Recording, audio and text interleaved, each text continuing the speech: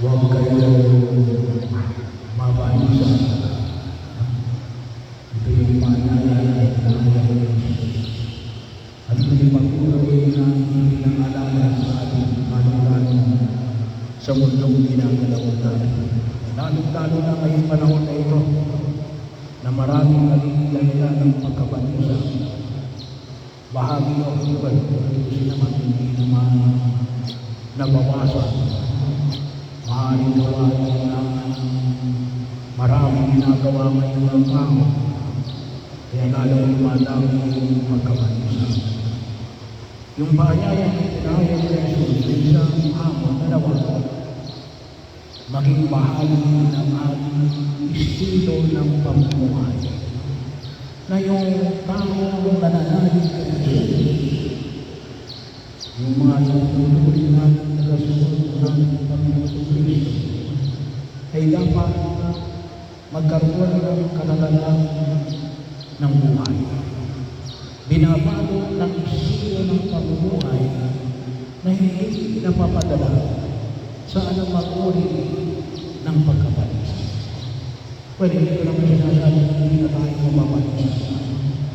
Hindi ka na tao, robot ka na. Pero ang pangyayari, dapat yung pananampalataya natin, tinutulungan tayo. Tinutulungan tayo ng mapabalisa. Bahagi mo yun. E bakit ka ba tayo na mapabalisa? Siguro katulad tayo ni Pilipino. Kasi anong sabi niya? Hindi mo natin alam kung saan ka nagpupunta. Paano namin malalaman ang lahat? Saan natin ang patutunan? Kaya bahagi yun. Alam nyo, yung nangyayari sa atin, yung sinabi. Makita na, napapalitan. Mayroong group A, may group B. No? Bakit? Kasi, ay hindi mapalitan. Parang yung naghahanap ng katotohanan. Kaya naman, ang problema natin ay yung katotohanan na katotohanan natin relativism. Ano yung para sa akin? Kung ano yung para sa tuloy, ano yung para sa tuloy, ano yung para sa iyo, ano yung para sa akin. Hindi yung katotohanan. Ano yung katotohanan? Pagkabasihan natin ito, yung katotohanan na babalo sa pagkakao ni Kristo. Dahil truth, ang katotohanan na ipinakita, ipinahayag, at ipinamukha sa atin ng ating Panginoon na Jesus. Kaya napakalabaw na patuloy natin magnilay-nilay. Magnilay-nilay, lalong-lalo na ngayon sa sasabihin na sinudali. Yung tinatawag natin, tinatawag natin na pakikinig sa pahayag ng Espiritu Santo. Pinagkailangan natin makikinig ng pagkakinig ko kung ano ang pananampalataya. Kasi yun, bakit? Kasi tayo kung sa ito, nakuha sa atin ito, syncretism. Pinagsasama-sama namin. Hindi lang mo yung tungkol sa tinatawag namin na pamay. Pero sa usapan, kung minsan, instead natin hindi naman magsimba. Bakit? May lumungan ang ulit na pusa. Hindi yung pinaniwalaan. Yung ito na pusa, yung pamahiin. Hindi pinaniwalaan yung alin. Yung suro ng pananampalataya. Dahil magsimba ka pagkaroon ng hindi ka lang nagkasala sa pagkaroon sa batas. Pero nagkasala ka na you put your faith sa isang pamamahay natin, pwede mabago. No? At yun ay utawagin natin, mga sabihin natin, nakalimutan sila sa atin, wala namang masama. Pero kung tingin yung kinakain, parang kalawang yun. Pero hindi lang yun.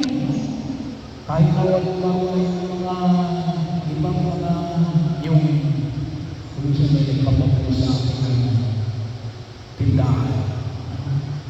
Mayroong maliit na image na gumagano na. Tinanong, bakit mayroong ganun-ganun? Paano nagpapasulan?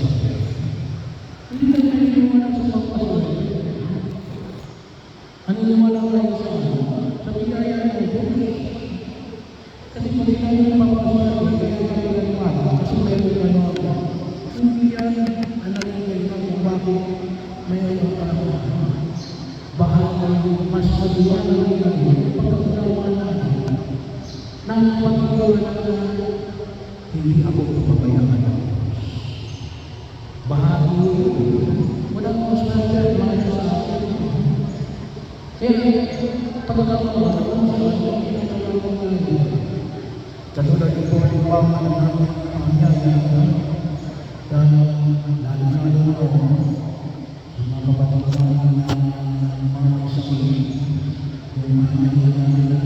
pagpapain kayo ng Santo Born. Yung iba ayaw pagpapain ng Santo Born, mamamatay. Kasi kung yung iba, hindi ko naman may ayos. Kung kailangan ako magpapatawag kapag nangihingay ka. So alam mo na nung nakakala, pagkakas ang maaaring namatay. Kasi nagpatawag kayo, kung nag-iwan nila pero ano yung pinamahaya ng pagpapain ng masama kasi? Kasiguraduhan. Anong kasiguraduhan? Nakapagpatuloy namatay, napahiran ka ng damos. Hindi ka naman punta sa impyerno. Yun yung pangalang talagang pagkakas na kung minsan hindi namin ginagawa. Kasi maaaring bagay, hindi namin salamat. Bagamat ako sa natin. Pero maaaring naman ang mas nalalaan sa atin ay yung alam natin na hindi sa ayon sa tulong ng Kristo ang mamamatay na. Hindi, mamamatay na. Magpapahay ko na ng namin sa hindi. Pero kasi kung natin, kapag nagpapahay ka ng namin, maliwanag na natin. Hindi lang hindi lang baka, hindi lang 50-50, ulit-ulit. Kasi kung hindi na pupunta sa Diyos. Bakit? Napahiran na ng Diyos. Yun yung sinasabi na yung kasi yung aming pananampalataya ay sa pananampalataya na nagbibigay sa ating kaligtasan. Yung kaligtasan ay definitive. Yan yung kaluluhan na kulang natin pahalaga. Dalawa, higit natin pakinabangan. Pagkakataon ko sa atin, higit natin mamulawan. Sabi nga kung sa iyo ay ibadah pupunta na ba kayo sa namin yan? Pupunta rin sa namin yan. Pero hindi ka muna, meron na yung pagkakataon. Para sa yung purgatorio, yung purgatorio para maibigay ko yung ng kasalanan. Bakit mahal ko yung ng purgatorio? Katotohanan natin. Kaya ang hindi mo kung saan maraming tao yung nagpapalit ng utama. Bakit? Wala sa yung purgatorio. Bakit yung iba gusto mo agad kumanti? Kasi wala siya nagiging ng purgatorio. Kaya na pumatang ibalita isang tatay na pinatay niya yung nangarin ng kanyang anak na 10 years old. Bakit? Kasi ang bagang daw siya ng hustisya dito sa Pilipinas. So, ano ginawa niya? Inuwanan niya. Siya lang ang pumatay. Ano nangyari? Hindi lang siya nagkasala. Nawala ng patay yung kanyang nawala ng asawa yung kanyang nanay yung kanyang anak. Makukulong siya. Bahagi mo yun. Isang nangyari ng kulong siya ay kung naiintindihan natin ng pagkatoro, hindi ka na mag-isip ng pag-iingat. Bakit? Anong sabi ng Panginoon? Vengeance is mine. Akin ang pag-iingat.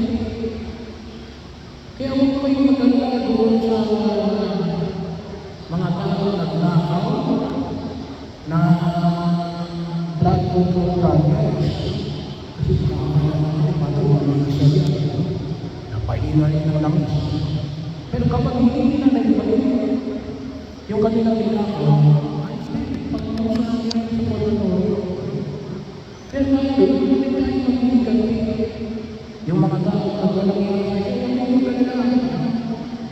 itaganti kayo ng Diyos. Bahagi mo yun. Kaysa yun, kapag magaling kayo tayo, hindi ko mapakaling. Kasi makakaling yung pagaling na yun.